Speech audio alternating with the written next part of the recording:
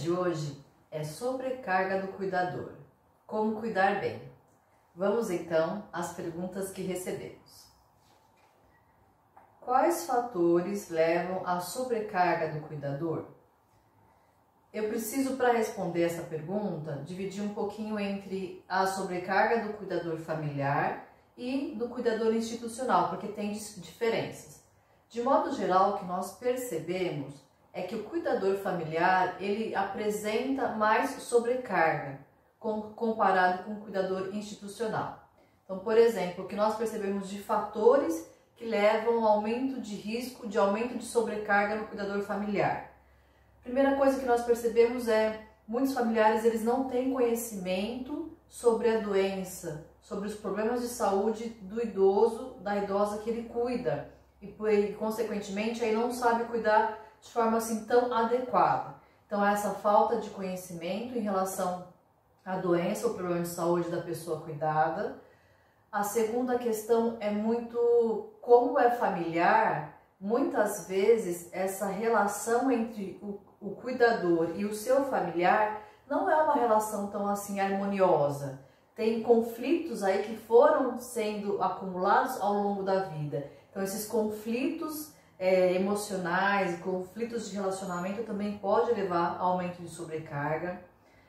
A questão de muitos cuidadores quererem tomar todas as responsabilidades somente para si, então abarcar tudo que precisa ser feito, ou muitas vezes também não necessariamente é porque ele quer, mas não tem com quem dividir. Então todas as responsabilidades caem sobre uma única pessoa. Também fator de sobrecarga, a questão de você, quando o cuidador precisa executar aquelas tarefas mais físicas, de esforço físico, né? Por exemplo, as mudanças de decúbito, ou tirar da cama, colocar na cadeira, da cadeira levantar para fazer uma caminhada, levar para andar um pouquinho. Essas mudanças, se você não faz de forma correta, também pode trazer um desgaste físico. E por conta de tudo isso, muitos cuidadores não têm tempo para si, para cuidar de si. Então não reservam tempo para cuidar de si. Tem todas as responsabilidades, tem todos esses fatores e ainda assim não se cuida. Em relação ao cuidador institucional, o que nós percebemos muitas instituições elas têm poucos profissionais para a quantidade de idosos que precisa ser cuidado, de idosas que precisa ser cuidada, consequentemente um aumento das responsabilidades desse cuidador e o mesmo fator de não abrir tempo na sua agenda para cuidar de si, para ter esse cuidado próprio.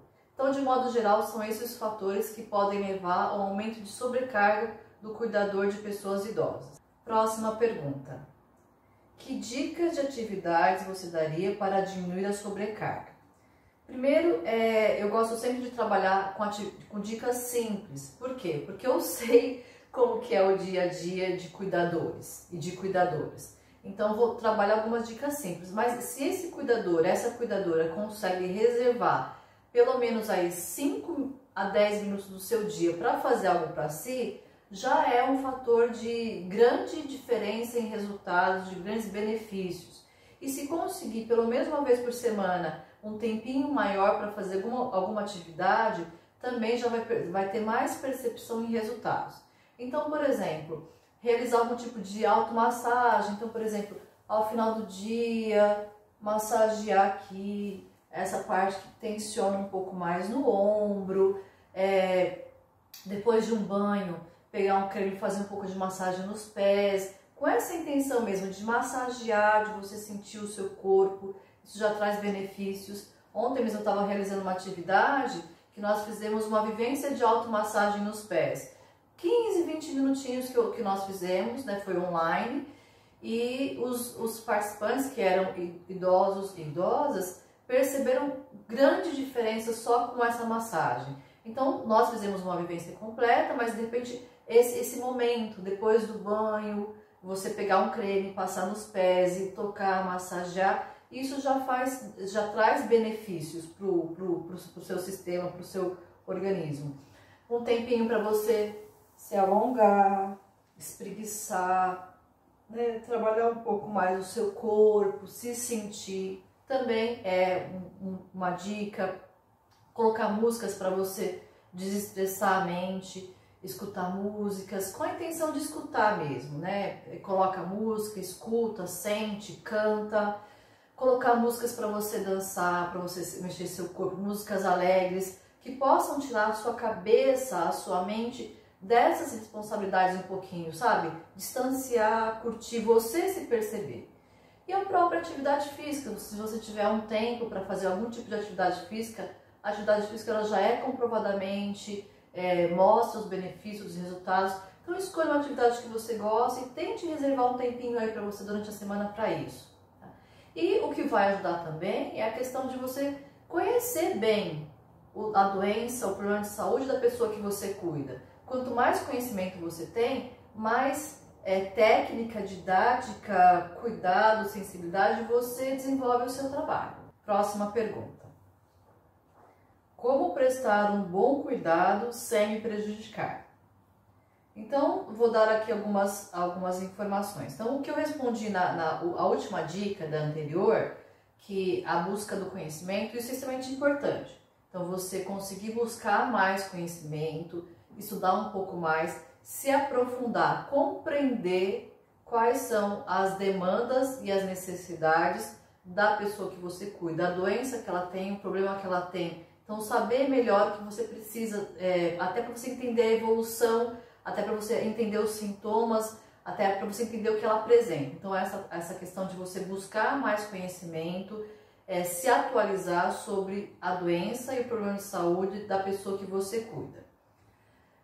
A segunda coisa é você conseguir executar corretamente, então treinar as ações que você precisa fazer, principalmente que exigem esforço físico. Então treinar melhor, se fortalecer fisicamente. Até a questão da atividade física, ela vai ajudar nesse sentido, para você se fortalecer fisicamente, para lidar melhor com essas atividades que possam exigir esforço físico. Terceira coisa que eu penso é você refletir sobre o significado do seu trabalho.